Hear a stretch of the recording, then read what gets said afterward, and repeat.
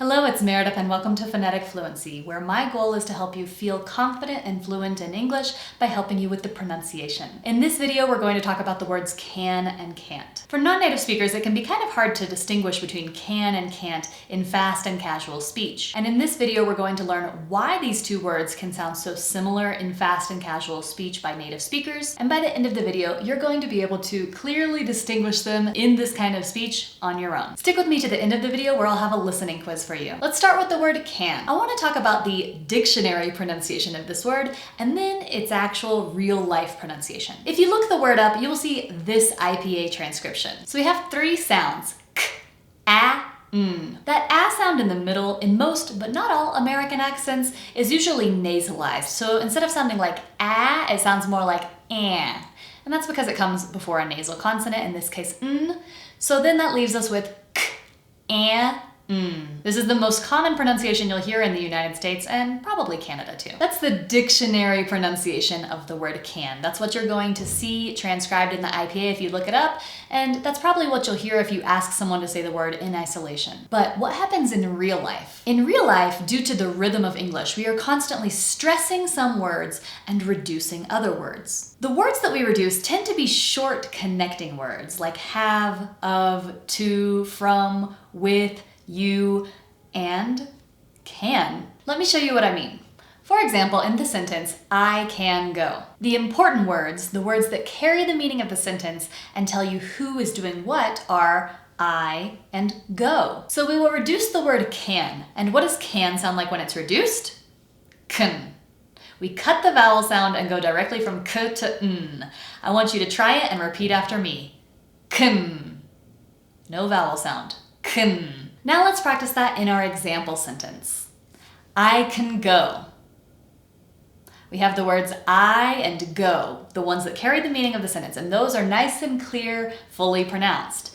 And then in the middle we have can. Let's do it one more time. Repeat. I can go.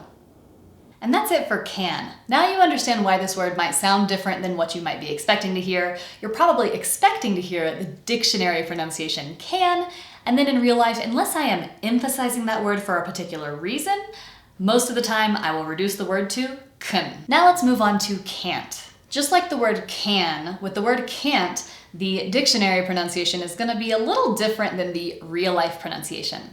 If you look this word up in the dictionary, you will see this IPA transcription. So we have four sounds represented here: k, a, n, t.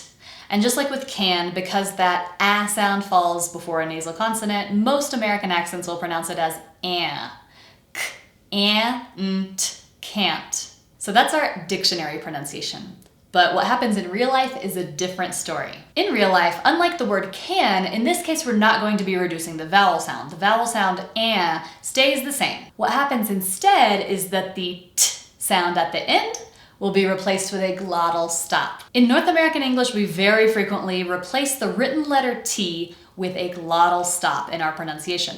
For example, I just did it with the word written. I don't say written, I say written. And that sound I'm using to represent the T is a glottal stop. A glottal stop is when I stop the air using my vocal cords here in the throat. For example, try saying out loud the word uh-oh. Notice how you have that stop in the middle. It's not oh, it's uh-oh. So you stop the air with the throat, and then let it out, oh.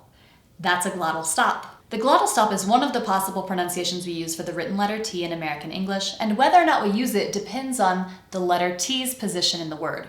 And one of those situations is when the T comes at the end in words like don't, that, about. It's important to note that we are not simply dropping the T entirely from the word. I'm replacing what you might expect, which is the phoneme t, with the glottal stop phoneme, which again is where I stop the air with my throat.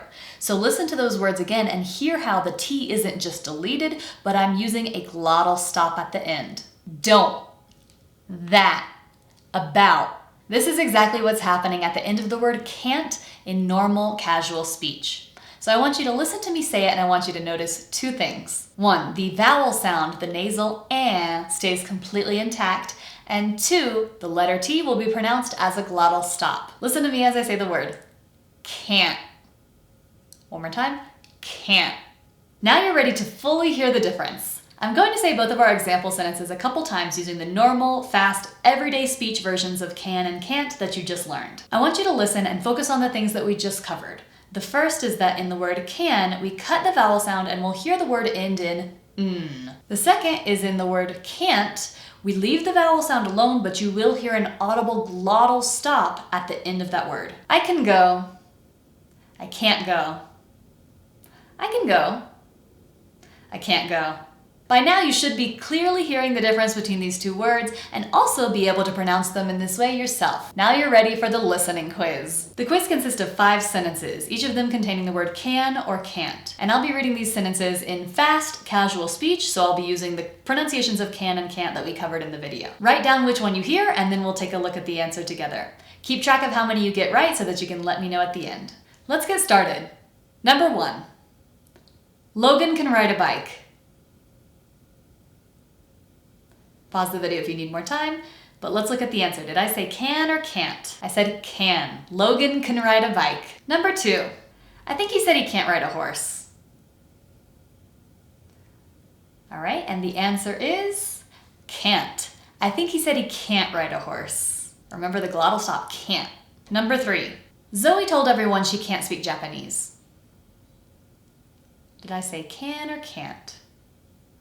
I said can't. Zoe told everyone she can't speak Japanese. Number 4. I found that I can type very fast. And the answer is can. Remember, reduced vowel. I found that I can type very fast. Number 5, last question. She's thinking about how she can't rent a car. Pause the video if you need more time. Did I say can or can't? Can't. She's thinking about how she can't rent a car. That's it for the listening quiz. So how did you do? Don't forget to leave me a comment below to let me know how you did on the quiz and what you thought about the video. I appreciate you watching the video, and don't forget also to like and subscribe and to click the link here or in the description below to get access to my completely free pronunciation mini course. It's a 4-part course with in-depth yet quick video lessons that you can complete anytime, and it's completely free. To get access, click the link in the description below.